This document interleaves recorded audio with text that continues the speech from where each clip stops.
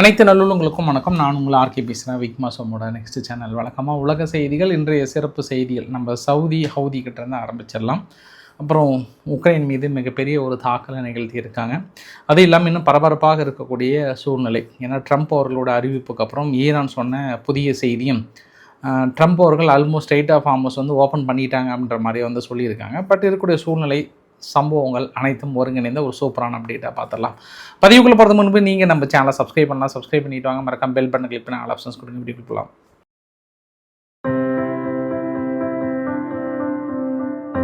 நான் ஃபஸ்ட்டு வரைபடத்தோட காட்டிடுறேன். வரைபடம் காட்டுவதற்கு முன்பு மற்றொரு விஷயத்தையும் இன்றைக்கி நான் ஷேர் பண்ண விரும்புகிறேன். இப்போ ஜஸ்ட் நான் வீடியோ எடுக்க வரும்போது கரெக்டாக ஒரு 1 o'clock வீடியோ எடுத்தேன். பட் இப்போ ஸ்ட்ரெயிட் ஆஃப் ஹார்மஸில் பேபிலப் மேண்டப் பகுதியில் ஹவுதிகள் சவுதியினுடைய கப்பல் மீது தாக்கல் நடத்தியிருக்காங்க. அதில் இருந்த 2 பாகிஸ்தானுடைய க்ரூ மெம்பர்ஸ் அதில் ஒர்க் பண்ணாங்க இல்லையா, அவங்க பத்திரமாக மீட்கப்பட்டதாகவும் சொல்கிறாங்க. ஒரு சிலருக்கு லைட்டாக காயமடைந்ததாகவும் சொல்கிறாங்க. இன்னும் 2 பேர் வேறு நாட்டை சேர்ந்தவர் அப்படின்ற டீட்டெயிலும் எனக்கு இன்னும் ஃபுல்லாக வரல. இப்போ சுட வந்த செய்தி இரவு பதிவில் டீட்டெயிலாக சொல்கிறேன். அதுவும் தாக்குதல் நடத்தப்பட்டிருக்கிறது சவுதி கப்பல் மீது. அது பாகிஸ்தானுடைய மெம்பர் பாதிக்கப்பட்டிருக்காங்கன்னும் போது பாகிஸ்தான் பயங்கர டென்ஷன் ஆவாங்கன்னு நினைக்கிறேன் நான். அதனால் பொறுத்து இருந்து பார்க்கலாம் நம்ம. ஏன்னா ஹவுதிகள் தொடர் தாக்கல் நிகழ்த்தியிருக்காங்க. சவுதிகள் பதில் தாக்கல் நடத்தாமல் ஏமன் மூலயமாக ஒரு தீர்வு காணும்னு நினைக்கிறாங்க. அதனால தான் அந்த வரைபடத்தை பார்த்தோம் அப்படின்னா, இது 1ஆம் தேதியில் 7ஆம் தேதியிலிருந்து 10ஆம் தேதி வரைக்கும் கடந்த 3 நாட்களில் எந்தெந்த பகுதியில் எல்லை பகுதியில் தாக்குதல் நடந்திருக்கு அப்படின்னா, அந்த மரீப்ன்ற பக்கத்தில் பார்த்தீங்க அப்படின்னா ஒரு டாட்டாக போட்டிருக்கு பாருங்கள். இது எல்லாமே தாக்கல் நடத்தப்பட்ட பகுதிங்க. அதாவது மஞ்சள் கலர் இருக்கிறதெல்லாம் ஏமன் கவர்மெண்ட் ஹவுதிகள் மீது நடத்தப்பட்ட தாக்குதல். சிவப்பு கலராக இருக்குல்ல, சிவப்பு கலர் எல்லாமே இது ஹவுதிகள் ஏமனுடைய அரசாங்கத்தின் மீது தாக்கல் நடத்தியிருக்காங்க. அதாவது அந்த டைஸ் என்ற பகுதியில் அங்கே ஒரு பெரிய ஒரு போர்ட் ஒன்று இருந்தது. இந்த முடிஞ்சோடனே உங்களுக்கு அந்த வீடியோ பதிவு காட்டுறேன், எந்த அளவுக்கு பாதிக்கப்பட்டிருக்கு நீங்களே பாருங்கள். அங்கேயும் சரி, மற்ற மேலே இருக்கக்கூடிய பகுதியும் சரி. அதே சமயத்தில் அந்த சடான்ற பகுதி மேலே, அதாவது சவுதி அரேபியா ஷேர் பண்ணுறாங்கல்ல, அந்த பகுதியில் கூட ஒரு சில இடத்துல ஒரு கன் ஃபயர் நடந்ததாகும். ஆனால் தாக்குதல் இல்லை, பட் எல்லை பகுதியில் ஊடுருவதற்கான சம்பவம் நடந்ததாகவும் சொல்லப்படுகிறது. இது தொடர்ந்து அங்கே ஹவுதிகளுக்கும் சரி இவங்களுக்கும் சரி அந்த தாக்கல் தொடர்ந்து கொண்டு இருக்கிறது. நீங்கள் பார்க்குற இந்த பதிவு அந்த துறைமுகத்தின் மீது தாக்கல் நடத்தினாங்க இல்லையா, ஏமன் அரசாங்கத்துக்கு ஆயுதங்களோ மற்ற முக்கிய பொருட்களோ இறக்குமதி செய்யக்கூடிய முக்கிய துறைமுகத்தின் மீது ஹவுதிகள் நடத்திய தாக்குதலானுங்க பதிவுகள் தான் அது. ஸோ அதை தாண்டி நேற்று இரவு ட்ரம்ப் அவர்கள் ஒரு பதிவு ஒன்று போட்டிருந்தார். தொடர்ந்து ஈரான் தரப்பில் இஸ்ரேலும் அமெரிக்காவும் எங்களுக்கு காம்பன்சேஷன் ஃபண்ட் கொடுத்தே ஆகணும், அது வரைக்கும் நாங்கள் அவங்க கப்பலை அலோவ் பண்ண மாட்டோன்னு சொன்னார் இல்லையா. அதனால் அவர் தனது எக்ஸல பதிவில் என்ன சொல்லியிருக்கிறாருன்னா, தமிழாக்கம் பண்ணி போட்டிருக்கேன். கடந்த 5 மாத இராணுவ மோதலில் ஏற்பட்ட மோதல்களுக்கு ஈரானுடைய பிரதிநிதிகள் இழப்பீடு கேட்பதாக கூறுறாங்க, என்கிட்ட சொல்லியிருக்காங்க. அணு ஆயுத விவகாரத்தை பொறுத்த வரைக்கும் ஈரானிடம் அணு ஆயுதம் இருக்கக்கூடாது என்பதே இந்த மோதலுக்கான காரணம் அப்படின்னு நான் குறிப்பிட விரும்புகிறேன். அமெரிக்காவும் இழப்பீடு கேட்கும், ஈரான் இழப்பீடு கோரினால் அமெரிக்காவும் ஈரானிடம் இழப்பீடு கேட்கும் என்று ட்ரம்ப் கூறுறார்.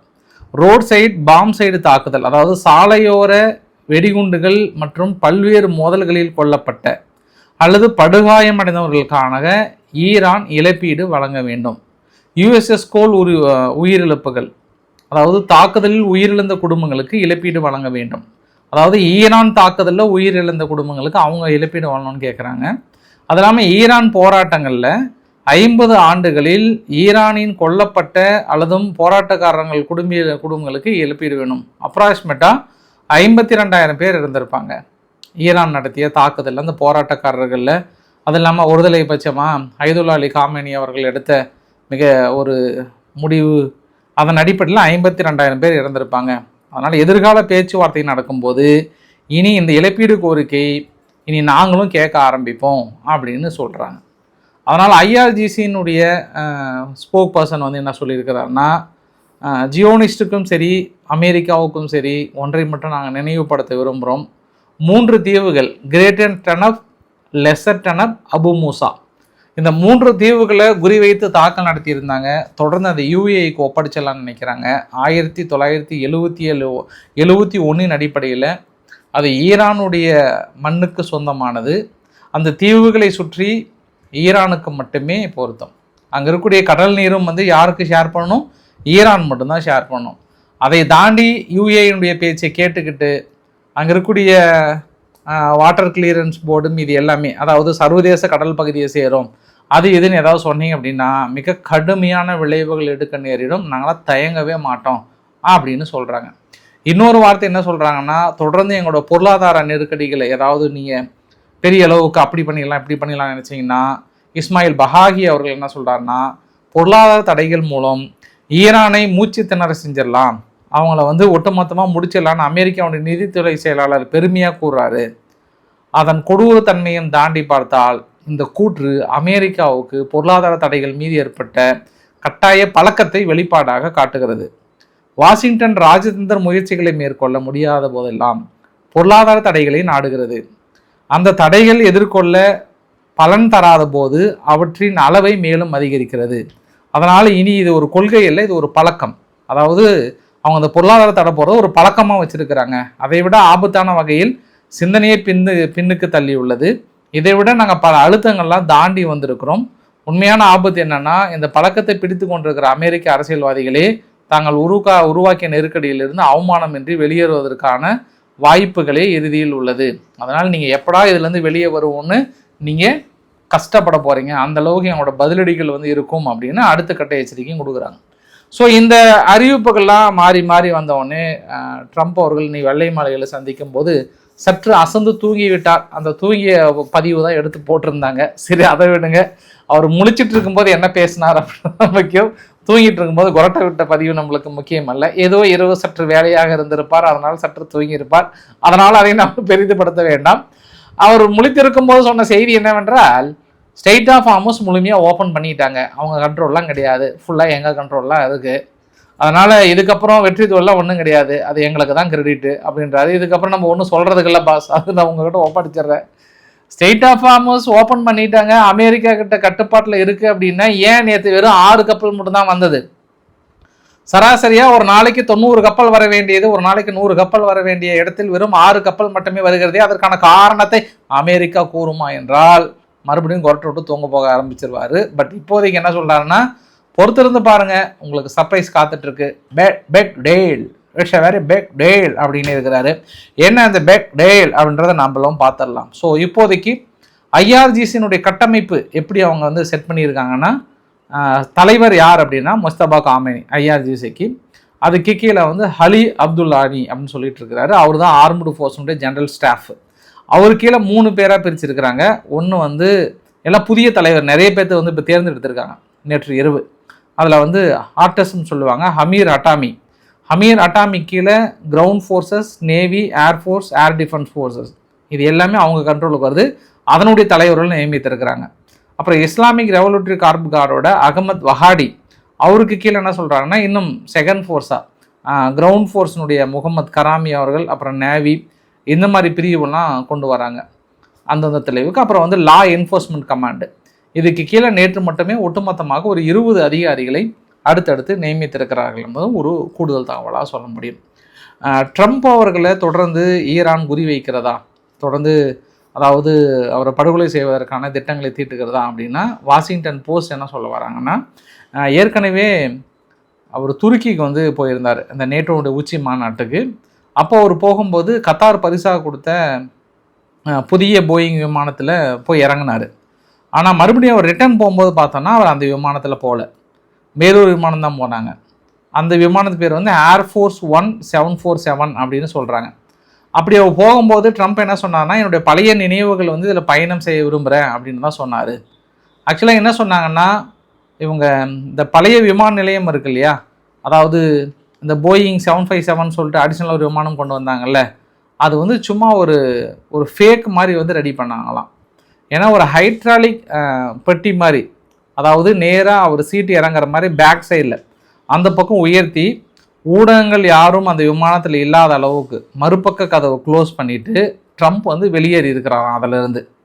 இவங்க அந்த புதிய வகை விமானத்தில் போகிறேன்னு சொன்னாங்களே ஏர்ஃபோர்ஸ் 1, அதுலேயும் ஒரு பயணிக்கலையா, அதிலிருந்து வெளியே வந்து மறுபடியும் கத்தார் விமானத்துக்கு தான் வந்தாராம்.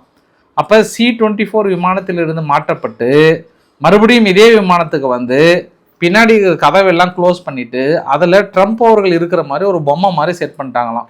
ஏன் அப்படின்னா நாளைக்கு வந்து வேறு விதமாக வருன்றதுனால இந்த ஒரு ட்ராமா வந்து செட் பண்ணியிருக்காங்களாம். குறிப்பாக அந்த பழைய விமானத்தை கொண்டு வந்து அவர் வந்து ஏற்றணும்னு சொன்னாங்களே, யார் சொல்லியிருக்காங்கன்னா வாஷிங்டன் போஸ்ட் சொல்லியிருக்காங்க. பழைய விமானத்தில் சொல்லிட்டு அசாம பேக் சைடில் அந்த ஹைட்ராலிக் மூலியமாக ட்ரம்ப்பை ஏற்றி கொண்டு வந்து இந்த கத்தார் பரிசளித்தாங்களா அந்த விமானத்தில் வந்து உட்கார வச்சுக்கிட்டாங்க. வழக்கமாக ட்ரம்ப் அவர்கள் பயணிக்கும் போது அவர் கூட பேட்டி எடுக்கிறது மீது எல்லாமே கூட ஏர்ஃபோர்ஸ் வந்து அலோவ் பண்ணுவாங்க, உள்ள பேட்டி எடுப்பாங்க, பயணமே பண்ணுவாங்க. நிறைய சமயத்தில் அமெரிக்க பத்திரிகையாளர்லாம் தான் அப்படியே பயணமே பண்ணி கூட கூப்பிட்டு போவாங்க. ஒரு சில தமிழில் கேள்வி பதில் ரிட்டன் இறக்கி விட்டுருவாங்க. பட் அந்த மாதிரி எதுவுமே நடக்கலையா, ரொம்ப அன்யூஷுவலாக இருந்ததுதான். விமானத்தில் பயணம் பண்ணுறவங்களே, அந்த பழைய விமானத்தில் பயணம் பண்ணுறவங்களே வந்து நீங்கள் ஜன்னல் க்ளோஸ் பண்ணிவிடுங்க, எக்காரணத்தை கூட ஓப்பன் பண்ணக்கூடாது, தேவையில்லாமல் உள்ளே வரக்கூடாதுன்ற ஒரு எச்சரிக்கையும் கொடுக்கப்பட்டிருக்காங்களாம். அப்போ அமெரிக்கா வந்து என்ன நினைச்சாங்கன்னா, ரொம்ப சீரியஸாகவே வந்து ஈரான் அட்டாக் பண்ணிடுவாங்க அப்படின்ற எண்ணத்தில் யாருக்குமே தெரியாமல் ரகசியமாக வேறு ஒரு விமானத்தில் ஏறன்ற பேரில் மறுபடியும் ஏறி பழைய விமானத்தில் வந்திருக்கிறார். அந்த தகவலை இன்று வாஷிங்டன் போஸ்ட் வந்து ஷேர் பண்ணியிருக்கிறாங்க. பட் இதுவுமே கூட நாளைக்கு அமெரிக்க அரசாங்கம் என்ன சொல்லணும் அப்படின்னா, இது எங்களுடைய இராணுவ ரகசியங்கள், இராணுவ திட்டங்களை வந்து நீங்கள் இது மாதிரி வெளிப்படுத்துறீங்க அப்படின்போது கண்டிப்பாக நாங்கள் நடவடிக்கைகள் எடுப்போம்னு எச்சரிக்கை கொடுப்பதற்கும் வாய்ப்புகள் இருக்குது. ஏன்னா ஒரு பெரிய பெரிய தலைவர்கள்லாம் வந்து தன் உயிரை பாதுகாப்பதற்காக இந்த காரில் போகிறாங்களா அந்த காரில் போகிறாங்களா அப்படின்ற ஒரு இதை வந்து மெயின்டைன் பண்ணுவாங்க. எதில் போகிறாருன்றது தெரியாத அளவுக்கு பயணிப்பாங்க, ஏன்னா உயிர் அச்சுறுத்தல் இருக்கும்போது. அதன் அடிப்படையில் கூட அவர் எந்த விமானத்தில் பயணம் பண்ணார் அப்படின்றத கூட யாரும் தெரிவிக்காத அளவுக்கு பார்த்தாங்க. இன்னொரு குழுவுமே சொன்னாங்க வாஷிங்டன் போஸ்ட் வந்து, இந்த போய் இறங்கும்போது என்னதுன்னா கத்தார் பரிசளித்த விமானமும் அப்புறம் இவர் ட்ரம்ப் அவர்கள் ஏறின அந்த பழைய விமானம் சொன்னாங்களே ஏர்1 அவங்க பழைய விமானம், அதுவுமே வந்து கரெக்டாக 10 நிமிஷம் கேப்பில் அடுத்தடுத்து தரையிறங்குது. தரையிறங்கினதுக்கப்புறம் செய்தியாளர்கள் ஃபுல்லாக மறுக்கப்படுகிறார்கள், யாருமே எதுவுமே சொல்ல. அவர் எந்த விமானத்துலேருந்து இறங்கி வந்தாருன்னு யாருக்குமே தெரியாத அளவுக்கு பார்த்துக்கிட்டாங்க. அதுக்கப்புறம் அங்கேருந்து கிளம்பும் போதும் அதே மாதிரி டெக்னிக்கை தான் வந்து ஃபாலோ பண்ணியிருக்காங்கன்னு சொல்கிறாங்க. இவ்வளோ பயமா, ஈரானுக்கு எதிராக இவ்வளோ பயமா இல்லை, அவங்க உயிர் பாதுகாப்புக்காக அப்படி பயணம் பண்ணுறாங்கன்ற மாதிரி சொல்கிறாங்க. அதனால தான் அந்த ஒரு நாள் முடிஞ்சதுக்கப்புறம் ஈரான் என்னை கொல்ல பார்த்தது, இனி நாங்கள் ஈரானை வச்சுக்கிறோம் செஞ்சுக்கிறோம் அப்படின்ற மாதிரிலாம் வந்து சொல்லியிருந்தாங்க. அது ஒரு கூடுதல் தகவல். அதே போல் இஸ்ரேல் என்ன பண்ணுறாங்க, பகல் வேலையிலும் சரி இரவு வேலையிலும் சரி மிகப்பெரிய அடுத்தடுத்த தாக்குதல்களை கடுமையாக நிகழ்த்தி கொண்டிருக்கிறார்கள். இந்த தாக்குதலே அவங்க அடுத்தடுத்து லெபனான் இன்னும் அந்த பேச்சுவார்த்தைக்கு முற்றுப்புள்ளி வரும் மாதிரி தாக்குதலா, அதாவது ரோம் பகுதியில் இன்னுமே அங்கே லெபனான் இருந்தும் இஸ்ரேல் இருந்தும் அமெரிக்கா வந்தும் இந்த முக்கோண காதல் கதையில் பேசிகிட்டே தான் இருக்காங்க இந்த பேச்சுவார்த்தை. ஆனால் பேச்சுவார்த்தை இருந்தால் கூட நேற்று மட்டும் கிட்டத்தட்ட ஒரு 6-7 பகுதிகள் மிக கடுமையான ஒரு தாக்குதல் ஓவர் நைட்டில் மிகப்பெரிய ஒரு அட்டாக் பண்ணியிருக்கிறாங்க. குறிப்பிட்ட பகுதியில், அதுவும் வெஸ்ட் பேங்க் பகுதியெல்லாம் பார்த்தோம் அப்படின்னா நிறைய ரைடு விட்டு நிறைய பேர்த்து வந்து நேற்று அரெஸ்ட் பண்ணியிருக்கிறாங்கன்றது ஒரு கூடுதல் தகவல். மிகப்பெரிய தாக்குதலை சதன் லெபனான் பகுதியில் தொடர்ந்து நிகழ்த்தி கொண்டிருக்கிறது இஸ்ரேல் அப்படின்றது ஒரு கூடுதல் தகவலாக சொல்ல முடியும். ஒருவேளை பேச்சுவார்த்தைக்கு சீக்கிரம் வந்துடுவாங்க, அதுக்குள்ள நம்ம தாக்கல் நடத்தி முடிச்சுக்கலான்ற கோணத்தில் அடிக்கிறாங்களா அப்படின்ற இன்னொரு ஆங்களையும் நம்ம பார்க்கலாம். அதே சமயத்தில் இஸ்ரேலினுடைய தகவல், இஸ்ரேல் உக்ரைனுடைய தகவல் பார்த்தோம் அப்படின்னா இன்றைக்கி மற்றொரு வைல்டு பெரிஸ் மீது தாக்கல் நடத்தியிருக்காங்க. கிட்டத்தட்ட 1600 கிலோமீட்டர் தள்ளி வைல்டு பெரிஸ் மட்டும் இல்லை, ஒரு எண்ணெய் கிடங்குகள் மீதும் தாக்கல் நடத்தியிருக்காங்க ஜெலன்ஸ்கி சார்பாக. மாபெரும் வெற்றி அடைந்ததாக கொக்கரித்து கொண்டிருக்கிற சமயத்திலே ரஷ்யா பதிலடி கொடுத்திருக்கிறது. குறிப்பாக தலைநகர் கியூவில் மறுபடியும் அடித்திருக்கிறது. ஜாப்ரோசிஷியா பகுதியில் 2 இடங்களில் மிக கடுமையான தாக்கல் நிகழ்த்தி கொண்டிருக்கிறது. நாங்கள் நடத்திய தாக்குதலுக்கு பதிலுக்கு தீவிரவாத தாக்கல் நடத்தி இருக்கிறது ரஷ்யா. இதை உடனடியாக நீங்கள் கண்டிக்க வேண்டும் என்று தன் பங்காளிகளை வந்து கேட்டுக்கொண்டிருக்கிறார். அதுவும் குறிப்பாக சமீபத்திய குற்றச்சாட்டு என்னவென்றால், அவர்கள் நடத்திய பெரும்பாலான ஆயுதங்கள் வடகொரியாவுடைய ஆயுதங்கள். வடகொரியாவுடைய பாலிஸ்டிக் ஏவுகணைகள் மூலியமாக இந்த தாக்கலை நிகழ்த்தி இருக்கிறார்கள். ஏற்கனவே வடகொரியா வீரர்கள் களமிறங்கி நமக்கு எதிராக வேலை செய்திருக்கிற வேலையிலே இந்த வடகொரியா வீரர்களை வைத்து இந்த ஒரு தாக்கல் நிகழ்த்தி கொண்டிருக்கிறார்கள் என்றால் இன்று 3 நாடுகளுக்கு வந்து மிகப்பெரிய அளவுக்கு ஒரு சிம்ம சொப்பனமாக அமையப் போகிறது. 1 ரிபப்ளிக் ஆஃப் கொரியா, அதாவது தென்கொரியாவுக்கு, 2வது ஜப்பான், 3வது பிலிப்பைன்ஸ். முடிஞ்சது உங்கள் கதை. இப்பயும் நான் உங்கள் நட்புடனுடன் உங்களிடம் ஒன்றை மட்டும் நான் கூற விரும்புகிறேன். இன்னும் எதுவுமே குறைஞ்செல்லாம் போகலை. உங்கள் வீரர்களை அனுப்புங்க, எங்கள் கூட பயணம் பண்ணட்டும், எல்லாத்தையும் சொல்லி கொடுக்குறோம் நாங்கள். இது நீங்கள் அவங்களுக்கு எதிராக போரிட வேண்டிய நேரம். இதை ஏதோ உக்ரைனுக்கு செய்கின்ற உதவி போல நீங்கள் நினைத்து விட வேண்டாம். இது வடகொரியா வீரர்களுக்கு எதிராக நீங்கள் நடத்துகின்ற யுத்தம். இது அவரோட போர் பயிற்சிகளும் போர் தந்திரங்களையும் நீங்கள் தெரிந்து கொண்டு நாளை உங்கள் மீது தாக்கல் நடத்தினால் அந்த தாக்குதலை உடனடியாக பதில் தாக்கல் நடத்துவதற்கான பயிற்சியாக எடுத்துக்கொள்ள வேண்டும். உடனடியாக எங்களுடன் வந்து கலந்து கொள்ளுங்கள் அப்படின்னு கூறியிருக்கிறாரு ஜெலன்ஸ்கி அவர்கள். இவரோட உரையை பார்த்த உடனே அப்படியே ஜப்பானுடைய பிரதமர் டக்காச்சி அவர்களுக்கும் சரி, இல்லை எங்கள் லாய்ச்சிங் டீ இருக்கிறார் இல்லையா, டீயை குடிச்சிருந்தா கூட டக்குன்னு வச்சிருப்பார், ஆஹா ஏதோ ஒரு பிரச்சனைடா அப்படின்னு. யாராவது தென்கொரியாவுடைய அதிபராக இருக்கட்டும், இல்லை பிலிப்பைன்ஸினுடைய மார்க்கோஸாக இருக்கட்டும், எல்லாமே வந்து பக்குன்னு ஆஹா என்னடா அது நம்ம சைடில் நம்மளையும் கோத்து விடுவார் போல அப்படின்ட்டு. ஆனால் சைடு கேப்பில் இதெல்லாம் ஒரு பேச்சு திறமை வேணுங்க. இந்த பேச்சு திறமை தாங்க ரொம்ப முக்கியம். நாளைக்கு இவர்கள்லாம் அப்படியே வாங்க, இல்லை உங்கள் ஆயுதங்களாவது கொடுங்க. அவர் என்ன கேட்குறாருன்னா, இல்லைன்னா அவங்க தாக்கல் நடத்தும் போது பதில் தாக்குதல் நடத்தி அவர்களை வீழ்ச்சி வர வைக்கிற மாதிரியான ஆயுதங்களையாவது கொடுங்க. வீரர்கள் வேண்டாம், பயிற்சிகள் எடுங்க, வாங்க வந்து கலந்துக்கோங்க அப்படின்னு கேட்குறாங்க. இப்போ இனி முடிவெடுக்க வேண்டியது ஜப்பானும் தென்கொரியாவும் தான். அதை நம்ம பொறுத்திருந்து பார்க்கலாம். அதே வேளையிலே ஒடிசா பகுதியில் MiG-29 உக்ரைனுடைய MiG-29 வந்து பெருசாக பாதிப்புக்காக கீழே விழுந்திருக்கு. நேற்று வரை நடத்தப்பட்ட தாக்குதலில் இது ஒட்டுமொத்த பார்க்க முடிகிறது. ரஷ்யா உக்ரைன் நடத்திய தாக்குதலை விட கிரீமியா பகுதி முழுவதும் பெரிய தாக்குதலை நிகழ்த்தி கிரீமியாவை விட்டு ஓடிவிடலாமா என்ற எண்ணத்தை உருவாக்கி கொண்டிருக்கிறது உக்ரைன். அந்த அளவுக்கான தாக்குதல் நிகழ்த்தி கொண்டிருக்கிறது. அதே வேளையிலே ரஷ்யானுடைய ஏற்றுமதி தளமான போர்ட் மீதும் அடுத்தடுத்த தாக்குதலை நிகழ்த்தி கொண்டிருக்கிறது. பிளாக் சி பகுதியில் பெரும்பாலான கப்பல்கள் ஏற்றுமதி செய்யப்படவில்லை. அவங்களோட ஒடிசா துறைமுகத்தையும் அடிச்சிருக்காங்க. அசோ பிளான்ட்டுக்கு உள்ளே போயிட்டு தாக்கல் நடத்தியிருக்காங்க. ஸோ தொடர்ந்து உக்ரைன் ரஷ்யா மீதும், ரஷ்யா உக்ரைன் மீதும் தாக்கல் நடத்தியிருக்காங்க. ஜாப்ரோசியா மீது நடத்தப்பட்ட தாக்குதலில் 5 மக்கள் இறந்து போனதாகவும் 20 பேர்த்துக்கு மேலே இன்ஜூர்ட் ஆனதாகவும் வந்து சொல்கிறாங்க. இது அங்கே இருக்கக்கூடிய முழுமையான பகுதி. வீடியோட நிறைவு பகுதியில் கொலம்பியாவில் நேற்று நடந்த பூகம்பத்தால் இதுவரை 132 மக்கள் இறந்து போயிருக்காங்கன்றாங்க. பட் ஆனால் இது உயரும் அப்படின்ற மாதிரி தான் சொல்லியிருக்கேன். ஏன்னா பதிவுகள்லாம் பார்க்கும்போது ரொம்ப அதிகமாக இருக்குது. அப்படி கட்டிடங்கள்லாம் கண்ணு முன்னாடி இப்படி சரியுது, அப்படி சும்மா ஒரு கேப்பே இல்லை. மக்கள் நிறைய பேர் வந்து வெளியேற முடியாமல் தவிர்த்திருந்த பதிவுகளும் பார்க்க முடிகிறது. பார்க்கலாம்.